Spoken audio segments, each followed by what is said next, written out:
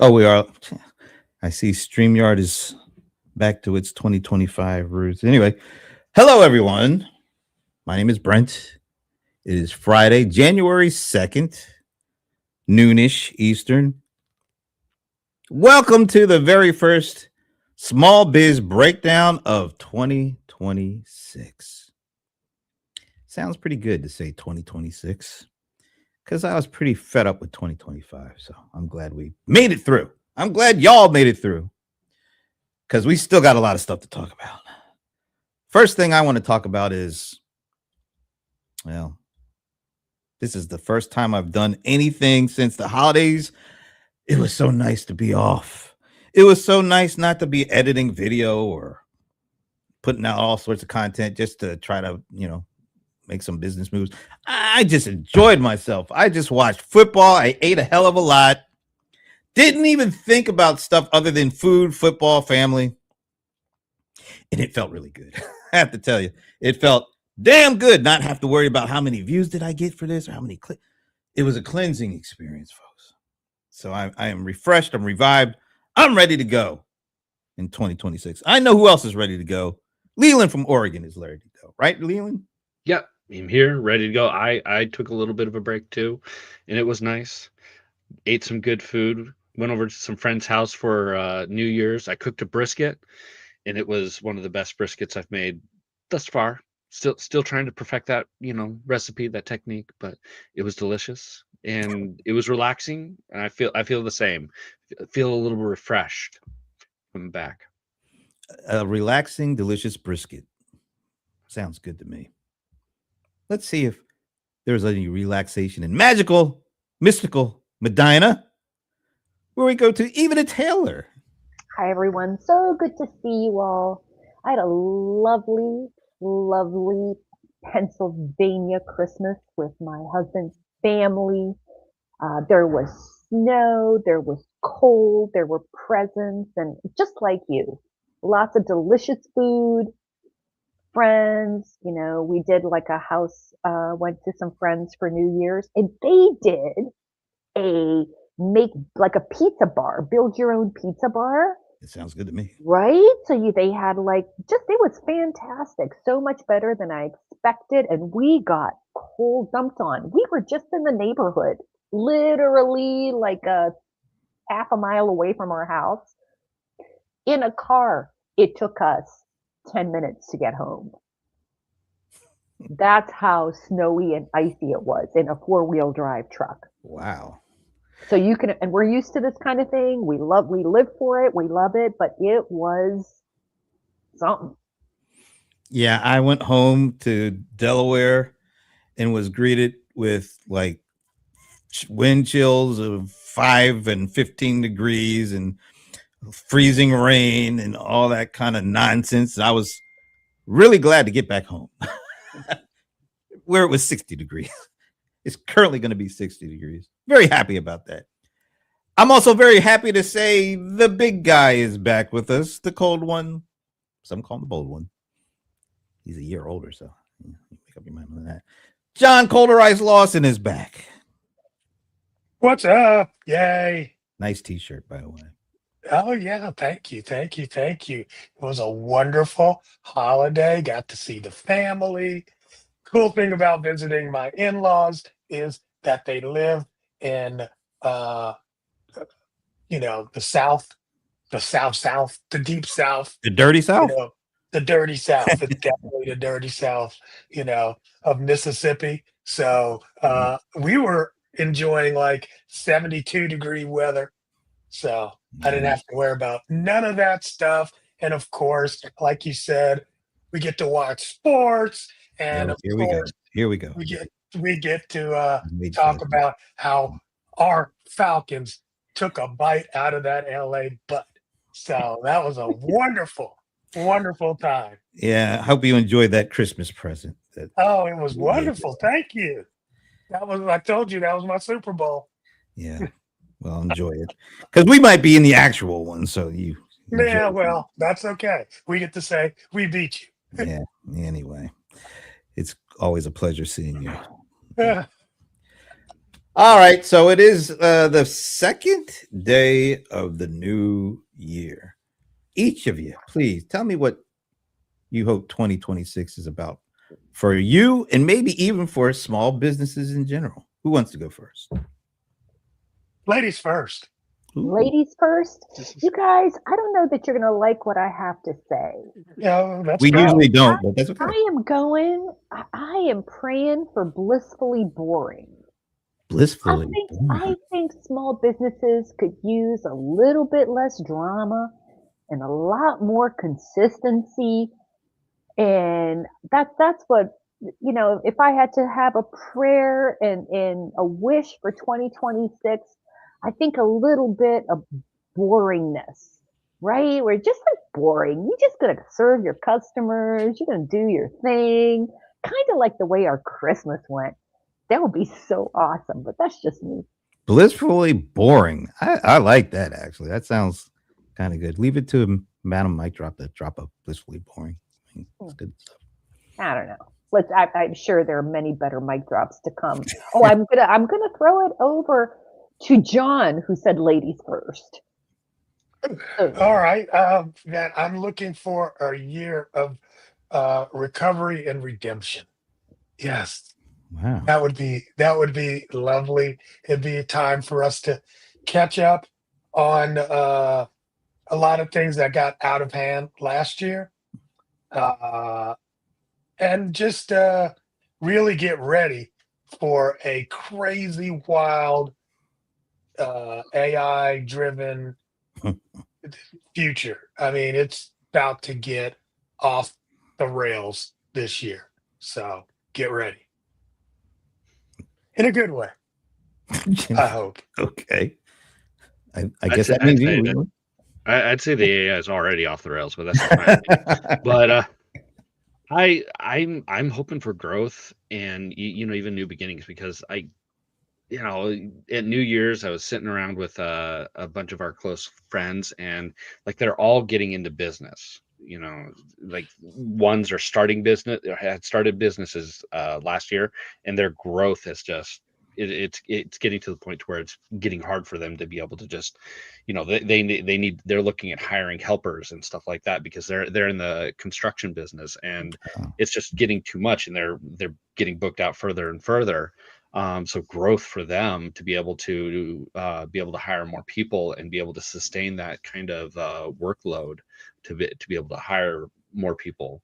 But then even new beginnings, because some other friends are like, well, I want to start moving into doing business, and being able to seize those opportunities that you see within your community that are like, well, there's this market, there's this hole in the market, and I want to be able to fill it.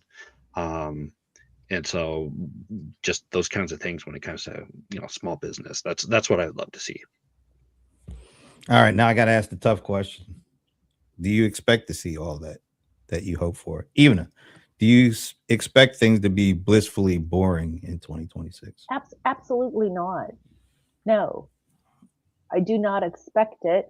I expect external factors to try to spin every small business owner out, spin them out, take them off track, and all the things like that John was saying and that Leland was saying, And so I would remind every small business owner to be internally directed. You be at the cause. Don't let external things be the cause. Don't let external things spin you out. It is what I would recommend. Stick to the fundamentals. Those are always going to be true. Regardless of what happens in AI, regardless of what's going on, the fundamentals are the fundamentals.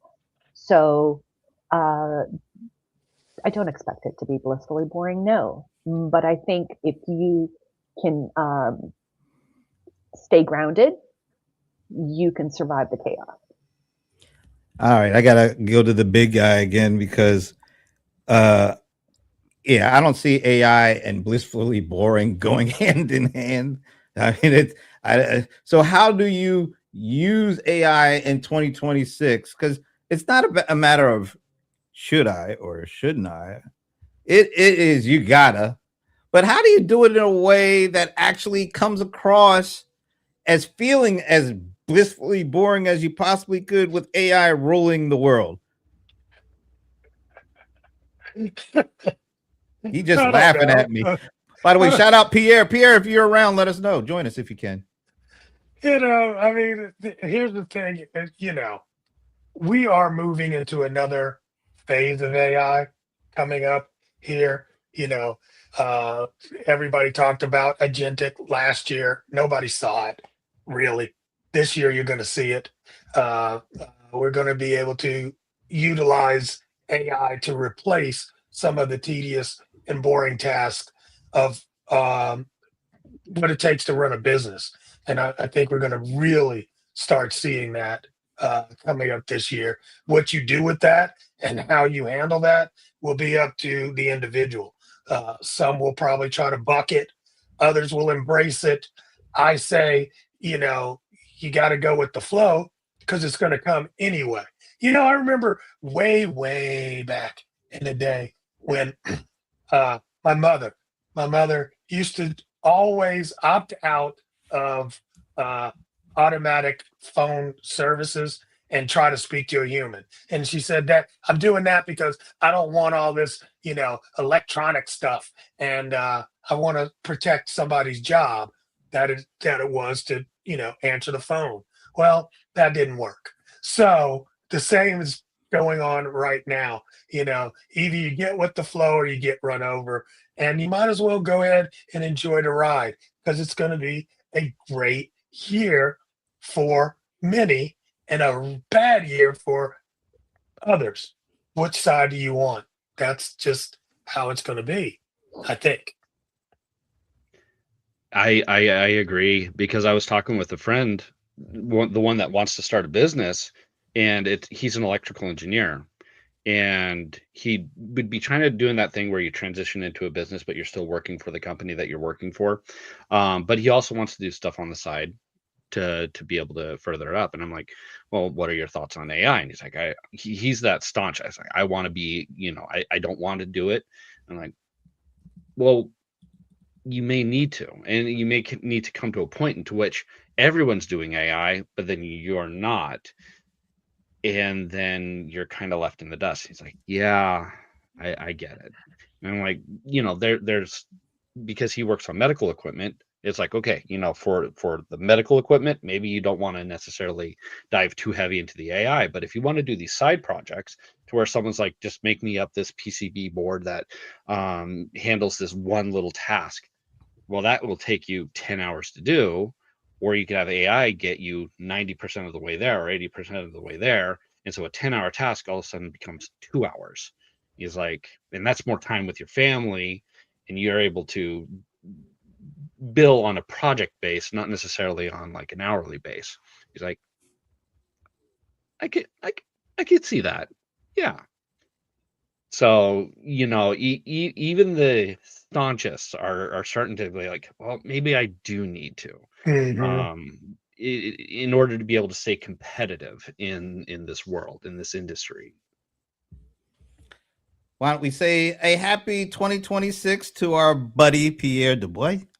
By the way, how are things in Gary, Indiana? Did you get snow and ice for Christmas and all that stuff? As a matter of fact, yes, we did get some snow and ice. More a little bit sort of a rainy type snow more than anything else. There's snow on the ground, but it's a nice little sheen of icy goodness. Just to think of it as a good apple cobbler, but with more snow and more ice to it than the cobbler part. All right, that's a unique way of looking at things, Pierre. We appreciate that. So we asked everybody, what are they hoping for in 2026? So what are you hoping for? If I had to put a finger on it, I would say the biggest thing. I kind of agree a little bit with you, even about the kind of a quiet. But I think I think it's more organizing than anything else. We're going to see more discussion about context engineering with AI, which gets into using AI with devices, using AI with tools. And I think that's going to trigger off a lot of good discussion about what not only the role of AI should be, but what our role would be with AI. I was in Clubhouse last night and had joined in on a conversation about people creating these AI movies, and a lot of the discussion was about the legal ramifications of the IP and who's responsible. And I think as we get into, and it was good conversation, a lot of questions which weren't getting answered. But the thing I said in there, and I'll say this here, is that I think we're starting to see, we kind of need, as humans, we just need to see what's happening a little bit more to have an idea of what to respond to, whether it's something legal or something that's more behavioral. So I think we're going to make decisions around that definitely in 2026. All right, I got a follow up for this one. People are still on Clubhouse. I have completely forgotten completely about Clubhouse. Is it still an active thing? Are people still using Clubhouse pretty like all the while? I know all the other kind of social platforms have gotten a lot of the shine, but Clubhouse is still going on, huh? Yes. Although I think it's a little more casual than anything else. It's kind of like a second version of Facebook in some ways. There's still people who use it for business. There's still people who host rooms. I think what's happened in the last few years is that you're right, there has been a little bit of waning off because of people are kind of getting away from COVID.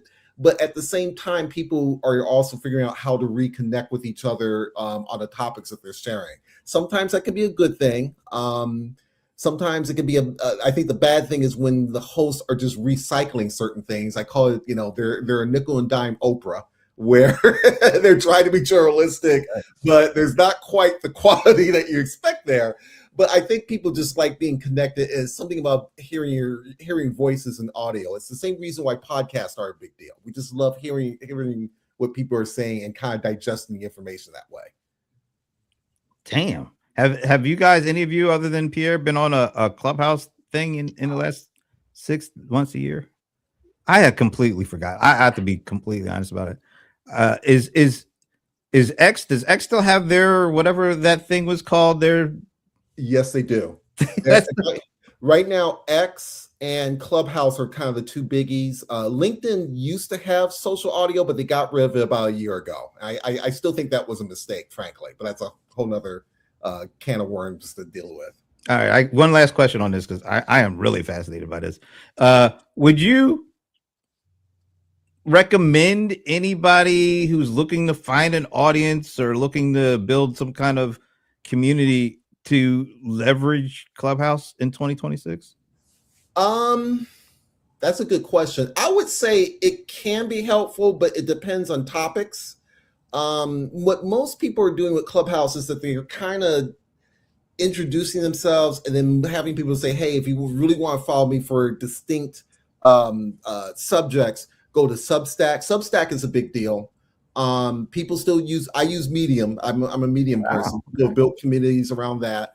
It just depends on what you're trying to extend out. I think the business part might be a little tricky because some people have kind of tired out.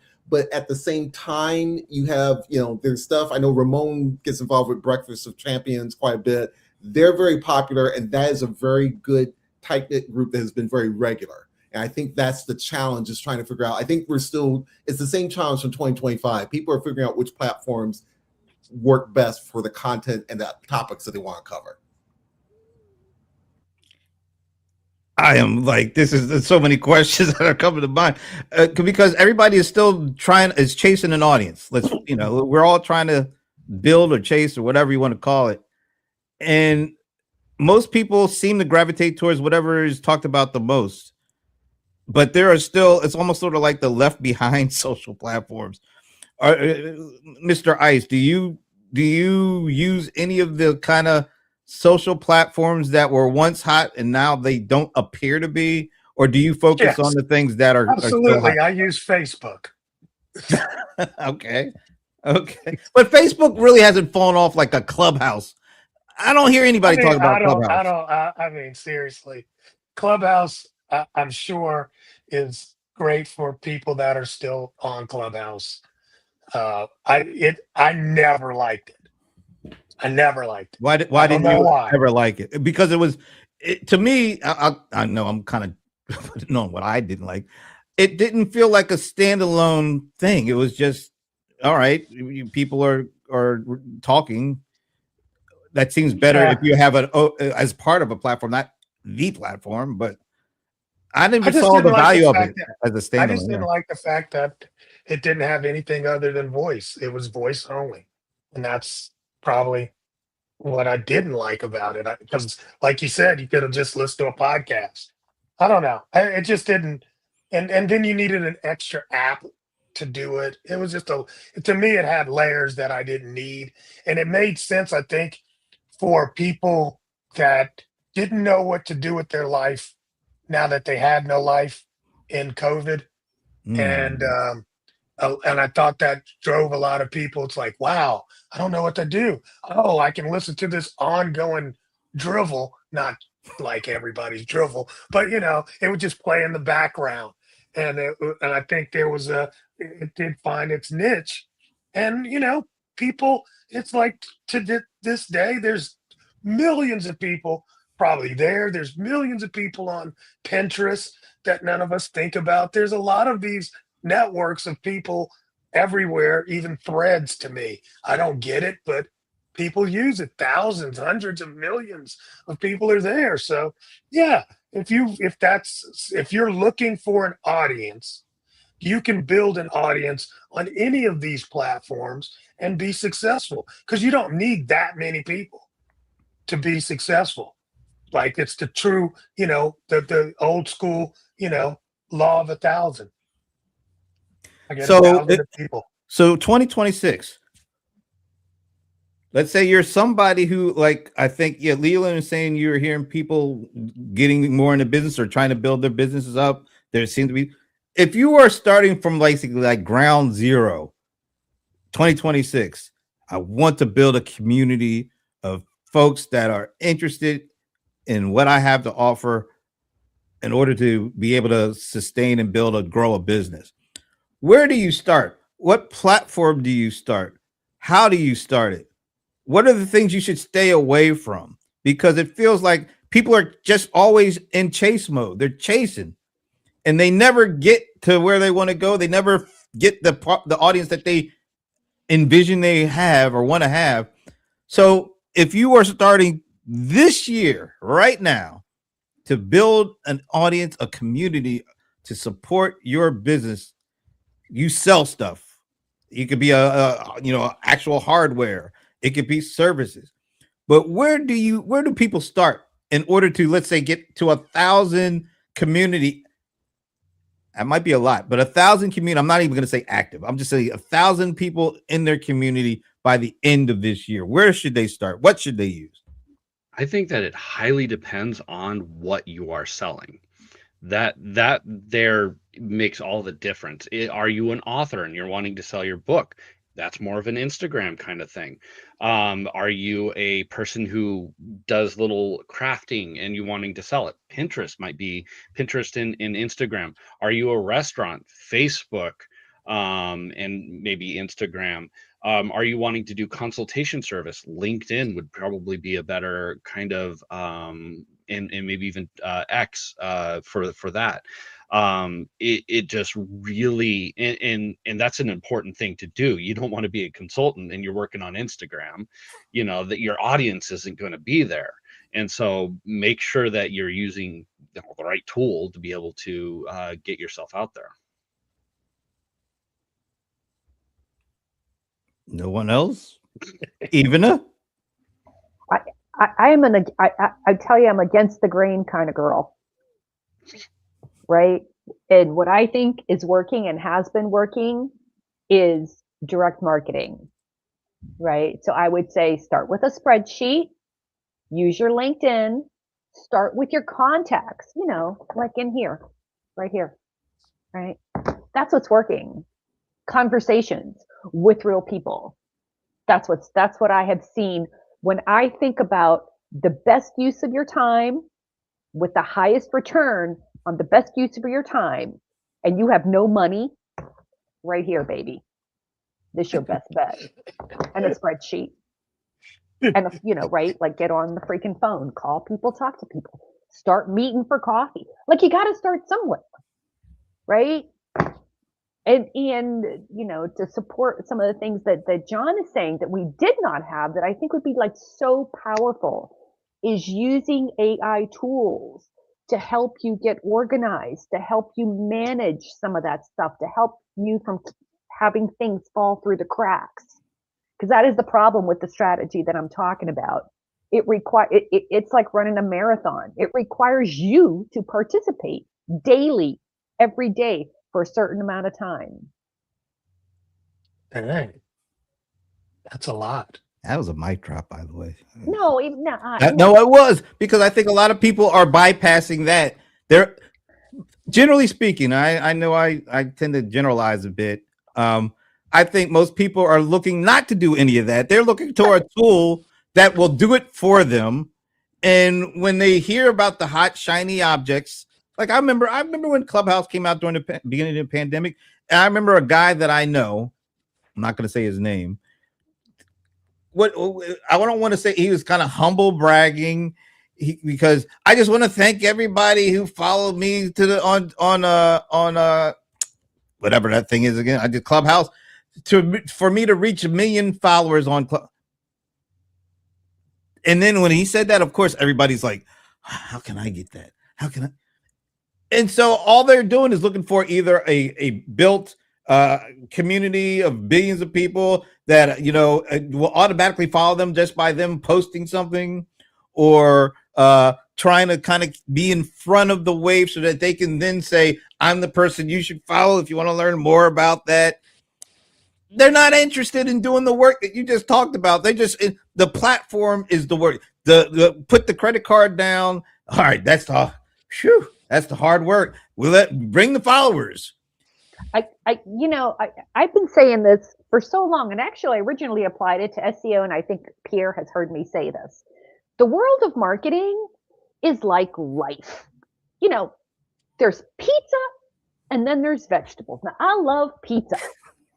You take me to a restaurant and I will order pizza because I love it. But you cannot live on pizza, people. You got to eat your vegetables, right? So that's like, and the things I'm talking about right now, I feel like the unfun person in this panel because I'm talking about your vegetables. You got to ask yourself the question, do I want to be famous or do I want to make money? Because the two are not the same. And what I am standing up for is making money. And your fastest path to cash is not exciting. Just like your fastest path to being fit and healthy is not fun. Requires eating your vegetables, getting out there and exercise, all the things that are not fun. They are not fun, but they are rewarding on the back end. Yeah, I'm going to build on what Ivana was saying a little bit too. I think the problem is with each platform, people try to game it in some ways. And the message that people have heard over the last, let's say, I'll tell you even like last 8, it's been over 8 years, like 10, but I'll say at least definitely during COVID and beyond has been, if I'm on YouTube, how do I automate it to just have followers so that way I can make money without being on there? Or how do I get to, and even on Clubhouse, I think part of the reason you've heard so little on it, Brent, you have some people who are still having these conversations, but are trying to monetize it with a Cash App at the top, that type of thing. And people have heard of quote unquote success stories of folks who've been able to do this, but it's very, and unfortunately what you get is people selling that process and not really a product or service. I'll say from my end of it, for analytics, I've always quietly avoided folks who have gone too far into that realm because they are not, the metrics and everything else, they're not interested in really good analytics. They're just kind of interested in the surface stuff and just kind of trying to make money. The problem is that doesn't, to Ivana's point, that type of thinking is not only the pizza, it's like bad junk food pizza and stuff that you cannot build. I mean, it may seem like you're making some money, but it doesn't build for longevity. And even now, I think the platforms have gotten smarter about adjusting reach, how people are paid out. Real quick example, and I'll give up the mic. Medium, for example, changed their payout system to where at minimum you have to earn $10 within the month. If you don't, it rolls over to the next month, which means if you're a writer and you like to write, you need to write quality pieces and not just junk just to get the eyeballs and just to get the money for that month in order to maintain it. So there's a lot of things now that are forcing people to really kind of get to quality rather than just to get to the vegetables rather than just being only the junk pizza person. You know, I'm gonna move the conversation out of Nana Corner and let y'all hang out over there. I'm gonna say by far, probably the best for fastest growth and discovery would be TikTok. And here's why it works. The algorithm on TikTok is ridiculously generous for new content creators. You don't need existing followers or an audience to get views. If you can create an engaging short form video, you can hit 1,000 followers in a week. So that's something you probably can't do on other platforms. You know, you can't really necessarily do that on a, you know, LinkedIn or a Instagram, but TikTok, you can do it. It's got a younger demographic though, you know, and it's full of Gen Z and millennials, but it's expanding to other age groups, you know, and the reason why is because even though this goes into the Nana Corner, video is still king. The only difference is that TikTok has changed the algorithm and it's really optimized for short form video. So I think you can do what you want to do with the video on a TikTok. Now converting those people into paid customers, that's a whole nother can of worm that we can probably talk about. But this idea that followers will get you money is often very there's not a good link between those two, and most people get so excited about being seen that they don't understand how to turn seen into paid. Well, I think a lot of folks feel like they are going to become, unfortunately, like I think Pierre said, or maybe all of us are saying, they don't seem to want to like build an audience to then sell them on a product or service. They're trying to directly monetize just the audience. It feels like they're a TV show, you know, and they make money just on doing it, being a TV show. Now, I don't know if small, you know, like the traditional small business view it like that, but it feels like most of the people that I see, it feels like they're trying to build up an audience in order to like monetize just being on doing a TV show or something like that, as opposed to that's a step. You know, all right, now we build a community, now we nurture the community, now we, you know, do something that's not just the show, but it's all right, we've got these people watching the show or, you know, listening to our podcast, and then we monetize something that's not just the show. It feels like most people are thinking, oh, if I build this huge audience, that must mean, you know, I'm gonna, you know, be able to sell them just, you know, knickknacks and t-shirts and chains and nothing that's not specifically about just having them around so I can sell them, you know, various goods and things just to monetize what we do with the show, as opposed to, all right. I mean, look, that worked in 2020. I mean, I get it. That actually was a thing at one point where you could just build an audience and somebody would pay you just to get a commercial on that audience. Yep. That doesn't work anymore. Or some mug with a saying or a t-shirt with a saying. Everybody got hip to that. There's tens of thousands of people that have duplicated that. And you know, actual advertisers have gotten hip to that game. They're not going to play that anymore. You need very targeted audiences at this point that take action. I tend to believe you say people are hip to that. I don't think a lot of people are hip. Maybe there's a core group that are. I think the bigger audiences are not, because they still see. I'll go back to my favorite, the reactions. I remember, like, you used to laugh at me when I said, "Oh, I watch these reactions." Now everybody's doing a freaking reaction channel, and it's just so annoying at this point. but everybody, because they still see, oh, these guys must be making a killing because they're reacting to old movies and people are like viewing and leaving comments. So I'm going to do the same thing. There's a lot of people that are still doing that 2020, business model stuff, and they haven't learned yet that, they'll learn, because eventually after about 3 months, I noticed, wow, you haven't made a video, and because they're not able to monetize it like they thought they would. It seems like everybody is still, all right, I just need to build an audience and then milk it, as opposed to really nurture a community. And going back to Even said what she was saying, some of the things that she talked about are tried and true, but they never wanted to do that because it's too much work to do that stuff. They are always looking for this easy way out. And I don't care if you're using AI or not. If you still have that mentality using AI, you'll just get to your failure sooner, I think. I mean, I wanted, maybe John is the best person to answer this. I really don't know, because, I've had observations, and maybe these observations have turned into a mindset for me. I'm not exactly sure it's a healthy mindset. Maybe I'm just old and grizzled, because I am older than John, to be clear.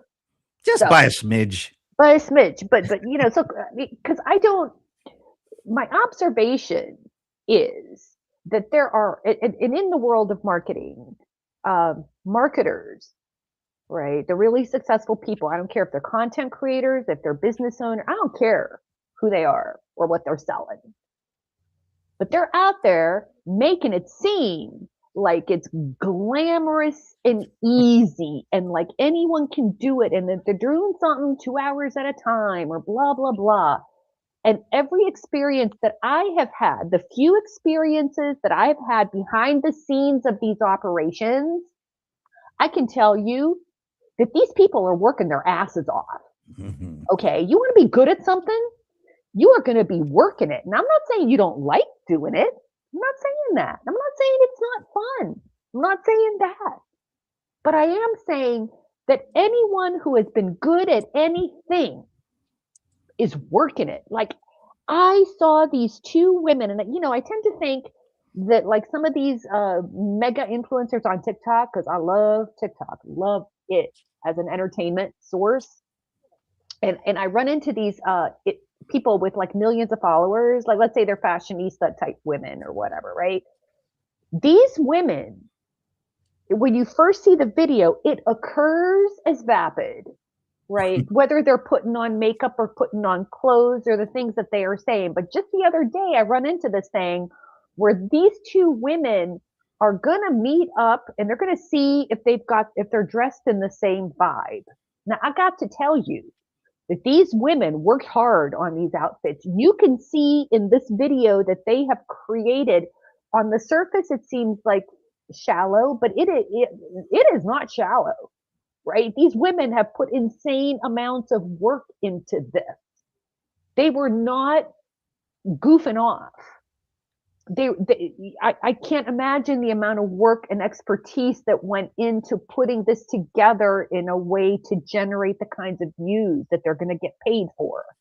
And so I think this idea that you're just going to do something 2 hours a day, or you're going to make faceless. You want to make faceless YouTube videos? That's going to be work. You want to do something well? It's going to be work. So, not to sound like a TikTok, but like, prove me wrong, because I wonder if I'm wrong. Am I just old and grizzled? Yeah. No matter what. Pierre. Looks like Pierre's talking. But oh, sorry about that. That was me. I have my I have my mute on. I was going to say, even as I don't think it's old and grizzled at all. I think it's that's the nature of media. When people go on camera, not everyone's going to moonwalk. Not everyone's going to. I have to say it. I'm from Gary. Not everyone's going to be the next Taylor Swift. But you need to have something on camera where there's where it reflects some sort of level of work. I could be Leyland could be a world-class chef at making all sorts of meals and preparation for it. He goes on YouTube, he gets followers because people want to learn how to cook better. People could follow me. I could be a curator of different chefs, meaning I could take all your recipes and say, hey, if you want great barbecue, you gotta check out Brent's Barbecue. Looking for iced tea? John Coulter iced tea is the best iced tea in the world. You know, you want great pizza. Even as pizza parlor has been the best since forever and a day.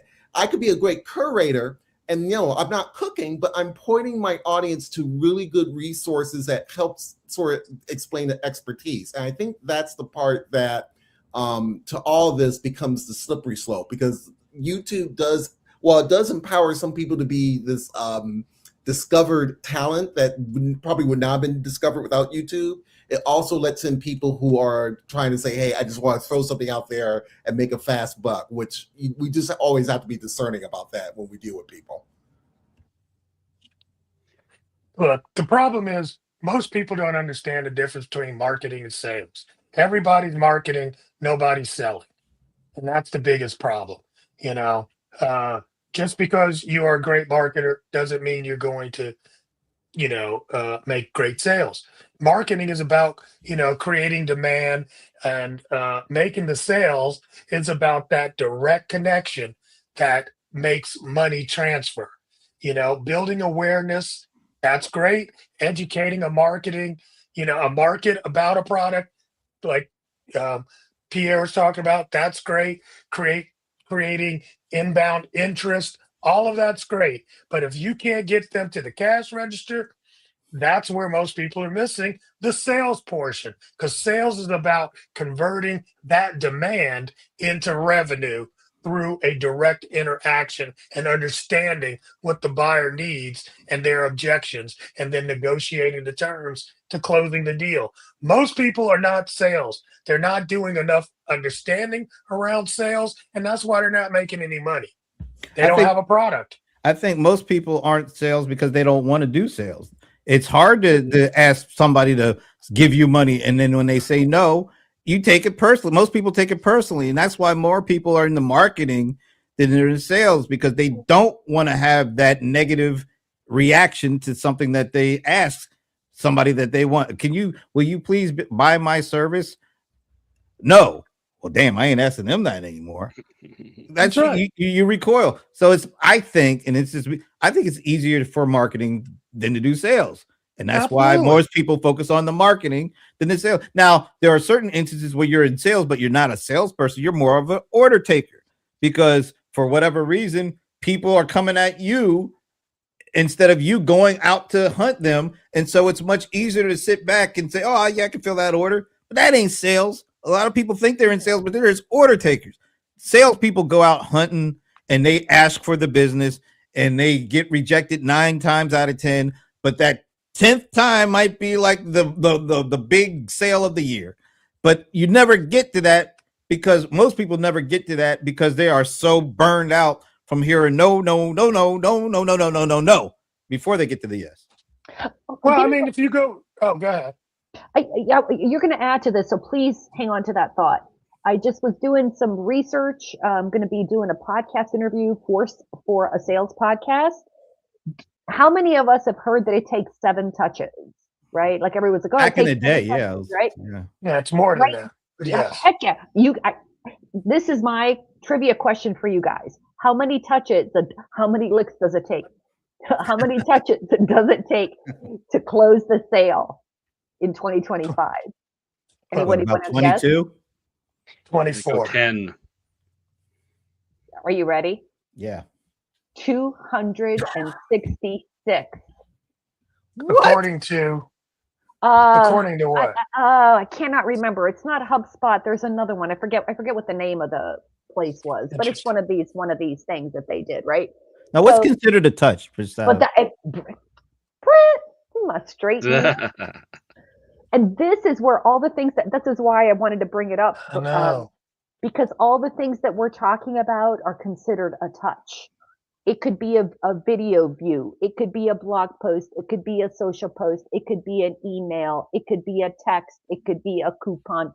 All the things, right, in the right order, in the right direction, and so on and so forth, right? So because when I saw 266, what did I say? I'm a big fan of direct marketing. I'm like, who's going to call anybody 266 times? No. It's like these channels that you have selected.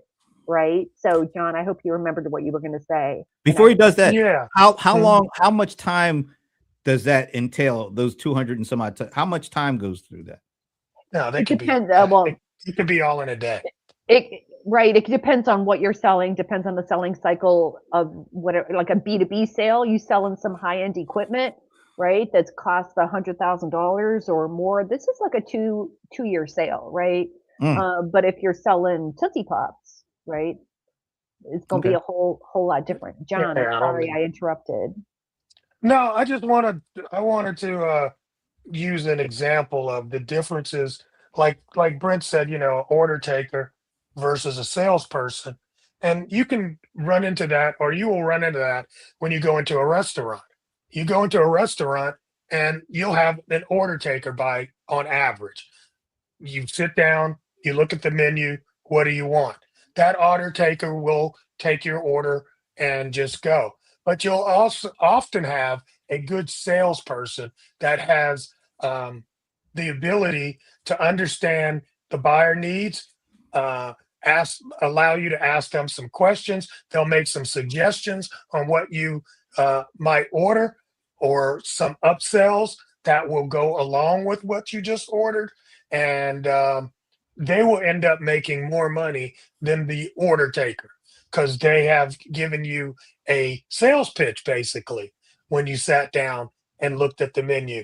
And so you can watch the differences between a person that's good at sales and a person that's just an order taker. By the way, shout out to Pilar. Happy 2026, Pilar. I guess I'll push this one up too. Yeah. Yes, thank you. That is my VA of 10 years. And she wants to be your VA for 10 more years because she's saying She will be with me forever. Mission accomplished, Pilar. Mission accomplished. Yeah. Awesome, guys. I think once again, how does AI help people who do not enjoy the aspect of getting turned down over and over and over, so that they you can let it turn you down over and over and over. So talk a little bit about that, because I think everybody is focused, like you said, heavily on the marketing. Like, oh, I can make 10,000 blue widget videos of me. Yeah, Yes. and who cares? All right, in the long run, who cares? Well, So one talk of the about things AI from a sales. Like, how does it help with the real problem that people are having, which is that conversion you talk about, that sales, being able to actually get somebody to buy something, not just throw a bunch of videos out there. You can use it to help you write a sales script, right? So that when you are on the phone with your client or customer or in person with them, what you need to say, what questions you need to ask.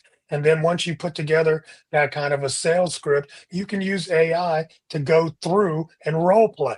They can play either the seller or the buyer. And you can go and do sales pitches over and over and learn how to take a no and turn it into a yes. Because a no just means not right now. So get you some sales training. But I don't think people use it for that. They always use it, like you said, how can I make 10 videos? No, how can you close 10 sales calls? Let's try that. Why do you think people aren't getting to that yet? I mean, it feels like they know that kind of thinking hasn't worked in the past because they're constantly chasing, like we were just talking about. Why aren't we using AI for stuff like building relationships that last, like being able to close a deal, being able to get over the fact that you're going to hear no? Why aren't we using it for that kind of stuff yet? Because marketing's more fun. It's easy. I think it's easier. Yes. Is it more fun, or is it just easier because they don't have to hear the word no? It's fun. It's an avoidance. It's an avoidance yourself, behavior. Sorry, Leland, go ahead. I was gonna say, it gets yourself out there in the video. It's more fun. It's more entertaining. It's flashier. It is fun.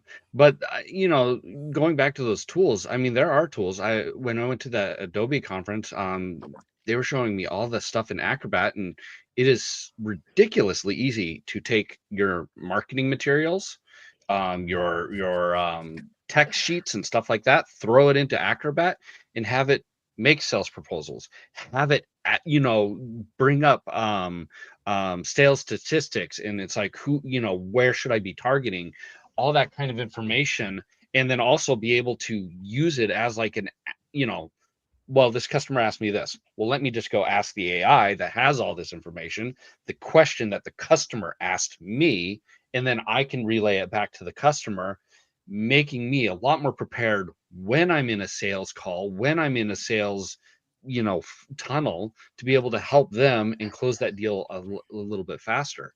I mean, so there are tools out there, and they're getting better, they're getting faster, they're getting cheaper, they're getting quicker. You just got to go out there and use them, and you got to learn how to use them. It's going to take a little bit of education, but you know, that's the best thing that you can do. Yeah, I know. Come on.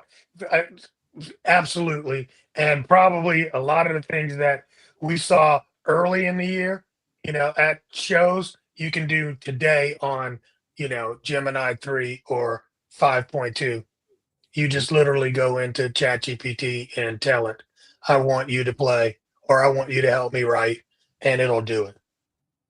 Yeah, you can even upload your stuff to it. You just add in the files and say, Yep. here's all my information about my products.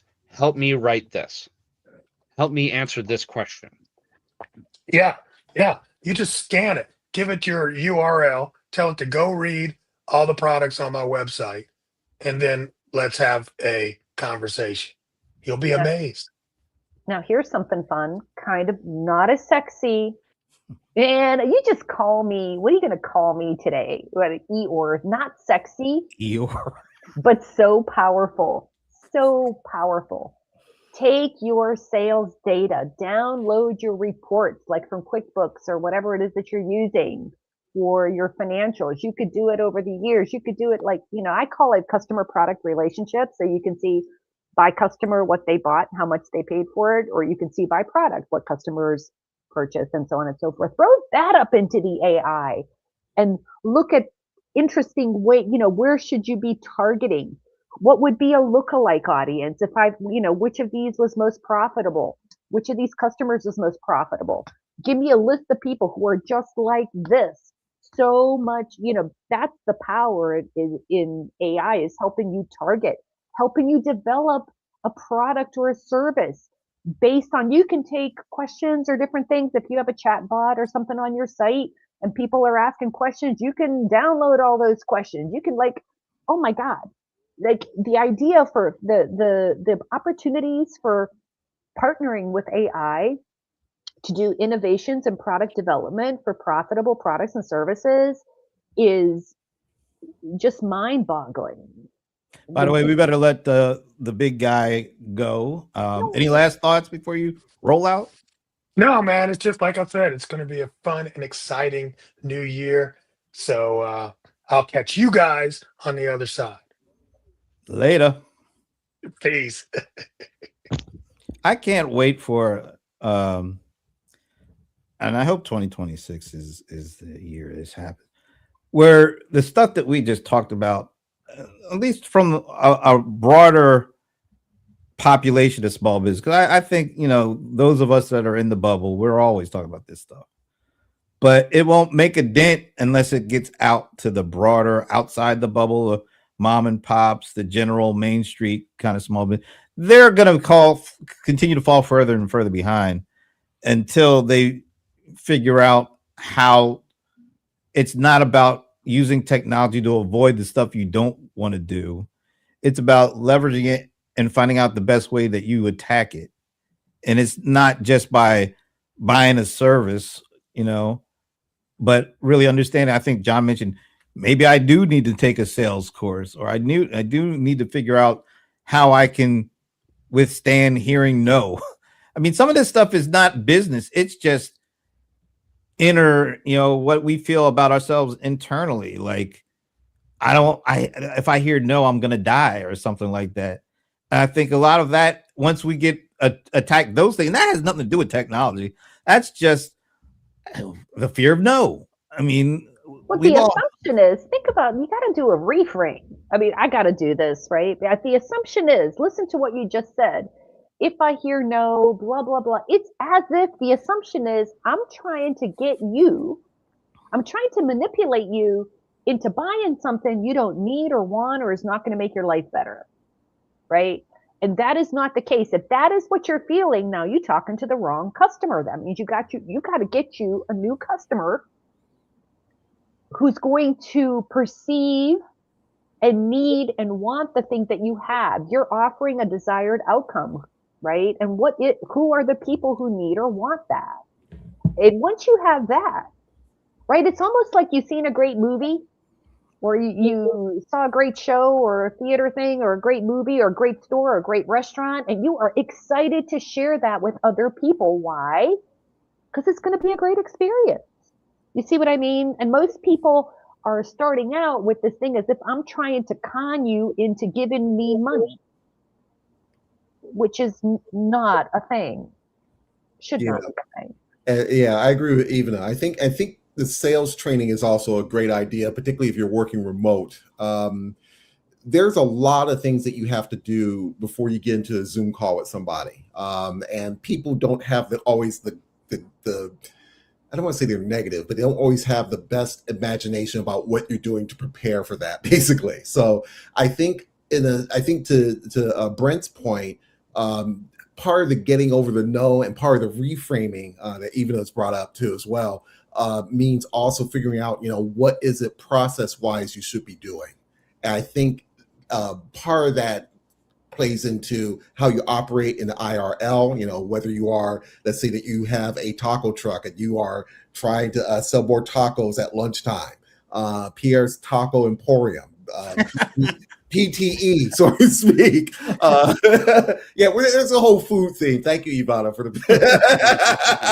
so or it could be just how do you work with people face to face as well as how you work with the remote. And I think as you imagine that, you start imagining how do I reframe the comments do I get back. I'll say, I'll tell you guys honestly, when I started for analytics in 2009, that was a big deal because I had to really hear what types of no's I was going to get in order to start figuring out how to reframe it and not take it personally. So I kind of had to hit my head against the rock a lot of times. And there's a lot of people who do that. But I think, in retrospect, having someone going through sales training, I think is probably a valuable thing because you learn how to take the no's and learn how to figure out, okay, are they objecting from something about the way that I'm presenting the material? Or is it something the material itself? Maybe I'm selling napkins to restaurants who are getting ready to go out of business. And I need to have a better nose about, which restaurants are staying in. There's things I think that you learn that you need training to learn over time. It's almost like there needs to be a course on what happens after the no, because we're all going to get no, regardless, even from folks who say yes, maybe next year will be a no. So it feels like that's something that all of us, I struggle with it constantly, even from folks that I do usually hear yes from. It is a kind of a shock when you hear no after you hear yes. So you got to know what to do after that. There's going to be folks who say no right off the bat. There's going to be folks who say maybe no every now and again. It feels like we haven't dealt with the kind of the internal emotions that we may have when we hear no. And we're too afraid to find out. And this AI stuff does not take that away. But I think a lot of people are hoping it does. It's the fear of it's the fear of failure more so than just the word no. Yeah. Overall, because it's like I've tried marketing things and it's failed, and I go, oh, this will never work. And then I've given up on some things in the past where it's like, because I failed. I didn't get the numbers that I was hoping. It's like I was trying like a brand new TikTok channel and I failed on TikTok. And it's like, okay, I'm demoralized. I'm going to go off and try something else. But I didn't give it enough chance. And I think that that's the big thing is that, and even with my wife, we're trying new things, different avenues of business, and we're not getting the explosive growth that we were hoping. No, it takes time. You gotta do the work. As even as was saying, it's like you've got to do the work. You've got to put in the time, the money, the hours to be able to get to it. And eventually, yes, you're going to fail, but what was it? It was like, every time I fail, it's not a failure. It's just a new way to learn how to not do something. It was Edison or something like that.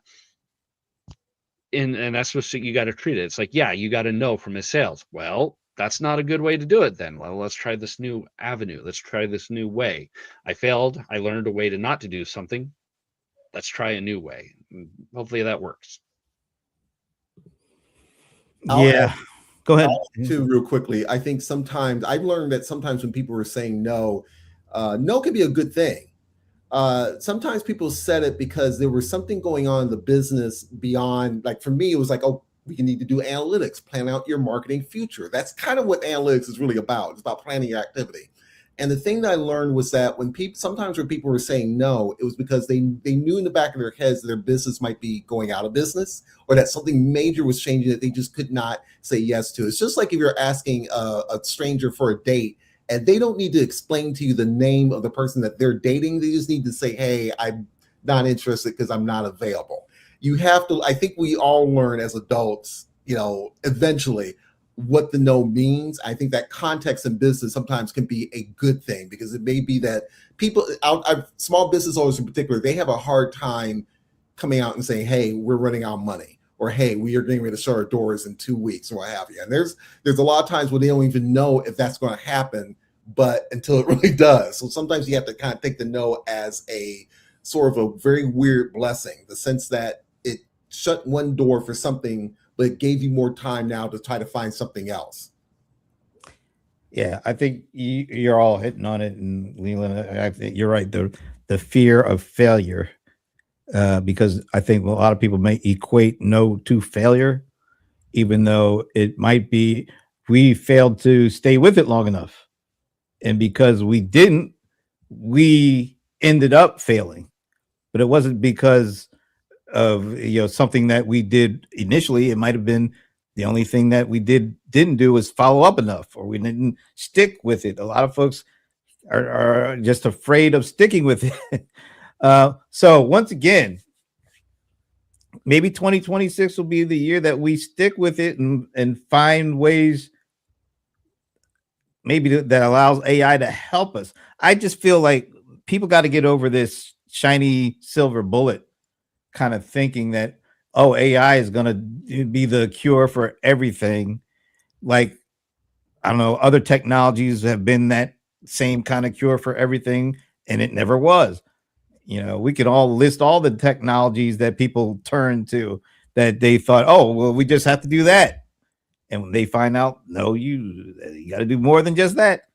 Maybe, do you think there's a chance that and I'm just kind of speaking strictly about small businesses, that they can get past that thought this year, like, because there's still a lot of hype out there for AI and everybody's talking about it, and it feels like people are using that as the end all be all, and then we know it's not gonna work like that.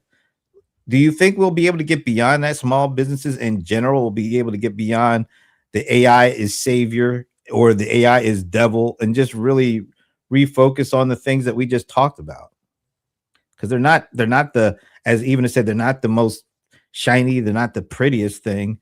They're just probably the thing that will, mean the most if you're able to get beyond all this shiny stuff. And, oh, there is a place where this could really help me with the things that I think, I need help with beyond just all that marketing pixie duck stuff.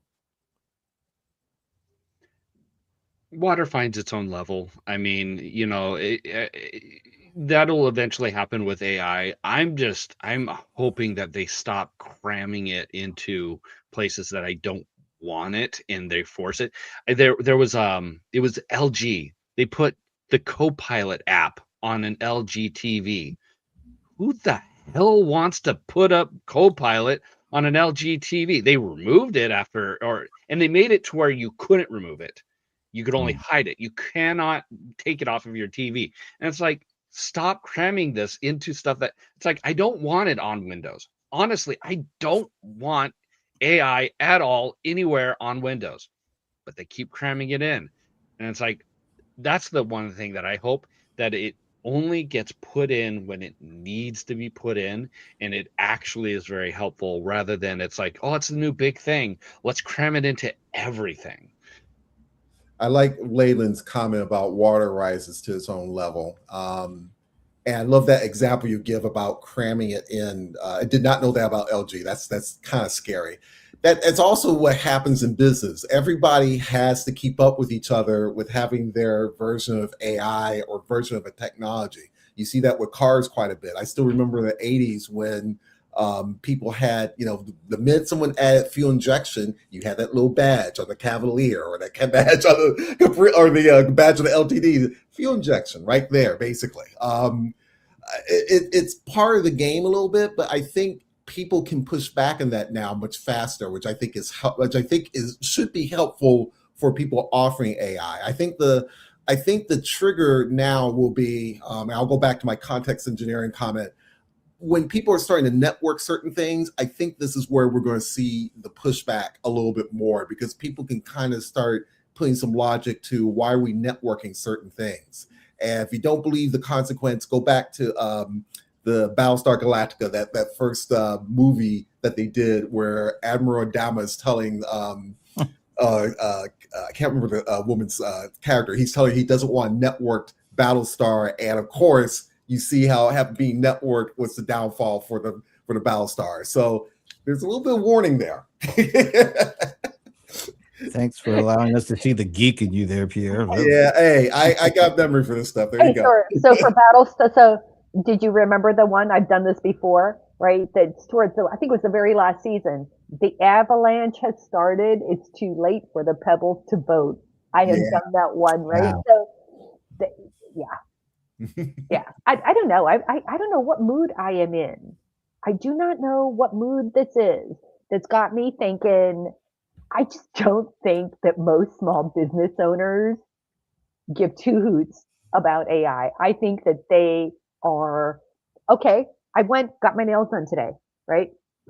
Got my nails done today. It has been a manual process to walk into that place, just like you remember, you sign your name, you put the time in, whatever, with your hand and a pen. Every single nail salon in my town has now upgraded to the system where you got to put your phone number in, put your email in. It's all digital. These people typically do not do that kind of thing.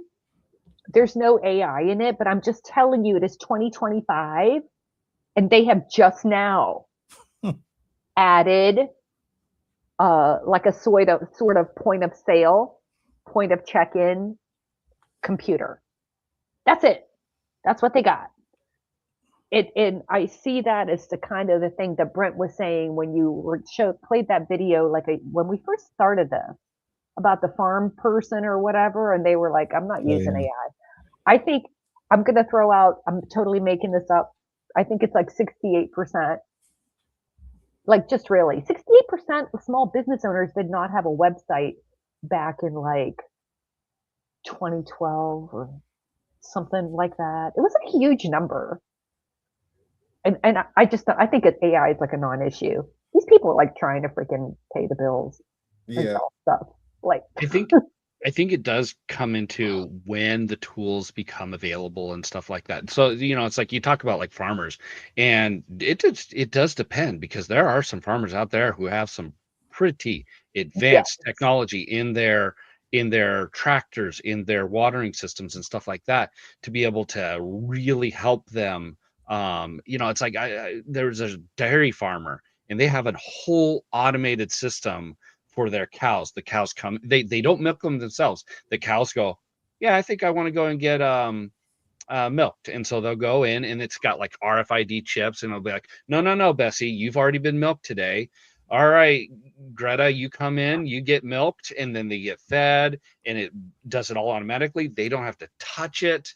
So it just depends on like, the industry. And, it's like, restaurants, they're going to want point of sale systems that, are getting more and more advanced, so that they have to do less and less work with their money and stuff like that. But the construction guys who are still actually laying pipe, they're not going to want anything, but their bookkeepers are definitely going to want it. Yep. So Yeah. There's something for everyone. I guess that's my message. You Yeah. can still run $1 million business without a website. You really can. I know people. Man, Right. all right. Wow. All right. Well, that was the first of the year. Wow. That was, I don't think we actually had a conversation like that last year, but I'm glad we kind of started things off with that because yeah, it does feel like AI is a runaway freight train and Leland, that you talk about what going in the co-pilots going into all these devices and we also got to realize too that sometimes those co-pilots are not there for the consumers kind of help. It's also a data collection thing that we need to be aware big of. time. And Big even though you don't think it's doing anything, it's probably doing a lot more than you think it is by tracking everything you watch, when you watch it, the categories of things you watch, how long you watch things, just for having that little co-pilot thing there at your disposal. So just If your tech is cheap, and it's unusually cheap, there's a reason. You're the product. You're the product. Yeah. that hasn't changed. That is still actually you're probably even more of the product because of that stuff. All right. Any last thoughts? Anybody even anything you want to say before we end this one?